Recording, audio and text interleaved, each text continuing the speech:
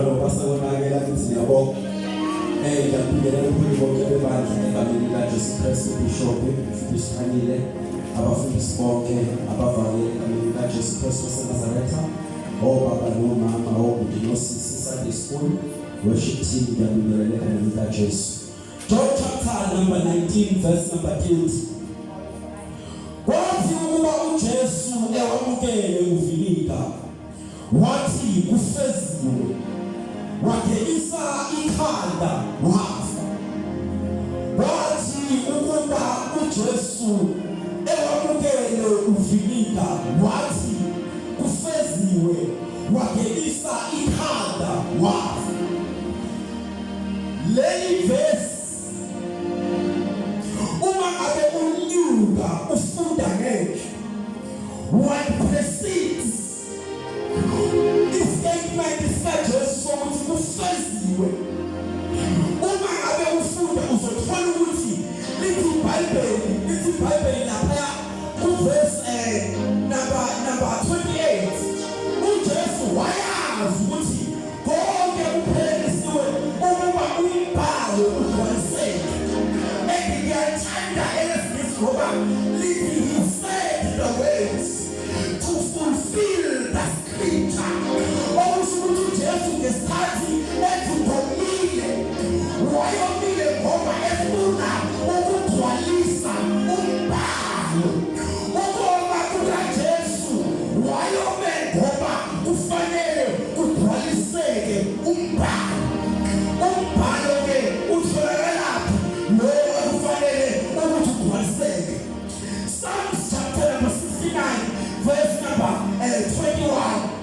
Banginika inyongo ibe ukudla kwami ekomeni kwami bangiphuzisa uvilike.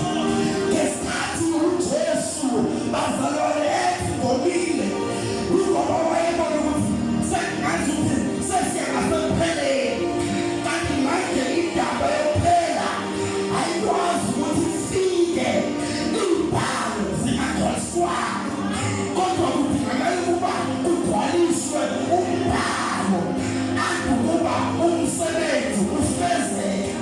uJesu uthi kufeziwe ngoba umbhalo sewugcwalisekile. Webazela leli bandla esikulona noma lomsebenzi kaKristu, umsebenzi wensindiso, umsebenzi wombhalo. Abazi binabantu abasentindisweni abathi bayakwazi ukukholwa bahambe ngoba beshiya umbhalo ngemuva ngoba ngisho nomnikazi webandla okuyena oyisekelo seba walathi ibandla elakhela phezu kombhalo. Ingakho-ke thina bazalwane singakwazi ukuhlukana nokusho kwakhe ngoba ukusho kwakhe sithola embhalweni. Asikwazi ukuhamba ngenye indlela but our reference umbhalo. Ngisho naye uma ngabe ebhekene noSathane akabhekani naye ngamandla akhe kodwa ubhekane noSathane ngombhalo. Sathane kulethiwe ukuba ilinga inkosi uNkulunkulu ngembhalo ngoba leli bandla esikulona ibandla lebhalo.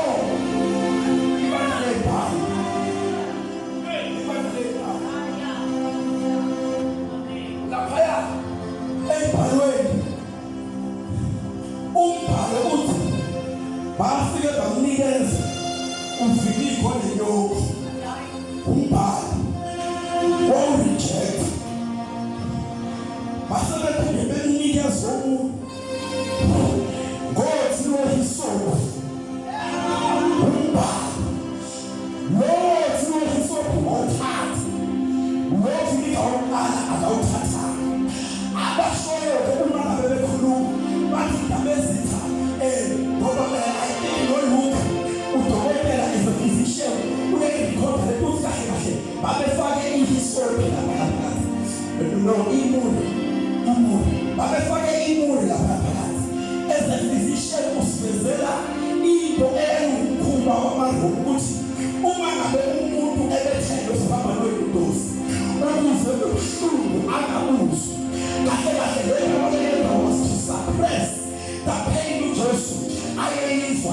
bazalwane. Kodwa ngoba uJesu bazalwane wayefuna ukubuzwa wonke ubusuku adlula kuwo ngenxa yemali. Wayikaba into ewafanele iqindezwe nobusuku. Wadila nakubusuku esomba. Abazalwane athomloka besabela asikhosi ngiyakhumbula. Wena usuku ubusuku wabuso. Usazalukhu mpile ngoba there was a significance. Ebuhlungwini uJesu abuzwayo ngenxa yebandla lakhe. Webazalwane sakhelwa phezu kobuhlungu abuzwayo esiphambanweni emhlazane ezwangenxa yephambeko zethu. Abeseyaqhubeka kudrone athi baphinde banikeza omunye uvinika owawusothiliwe hisopu.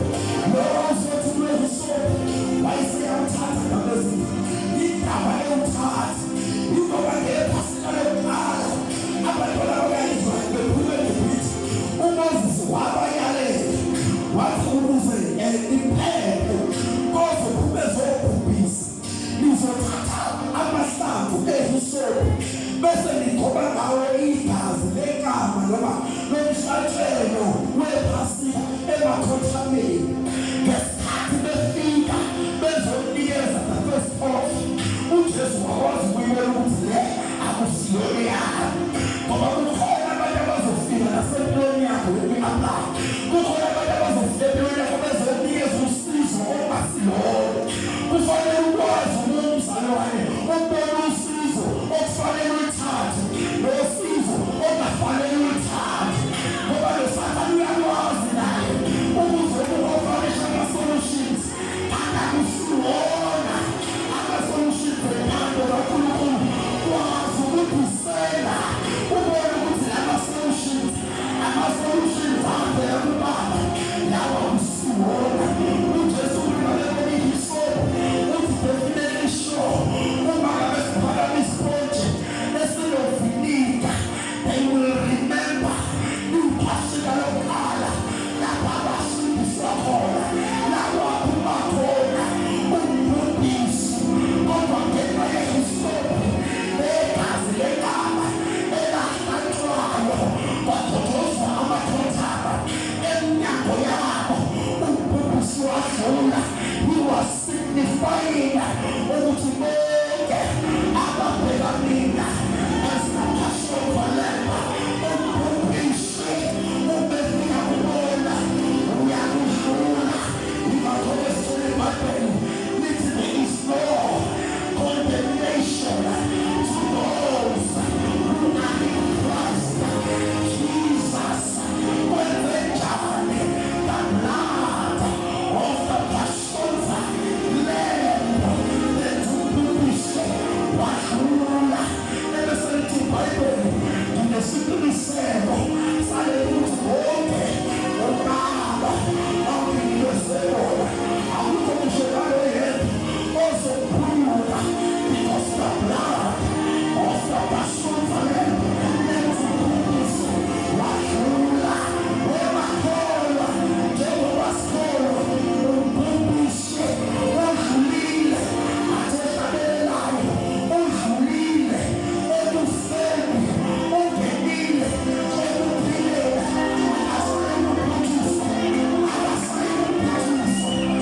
Akasayibhujiswa oh Lord Jesus, the Passover.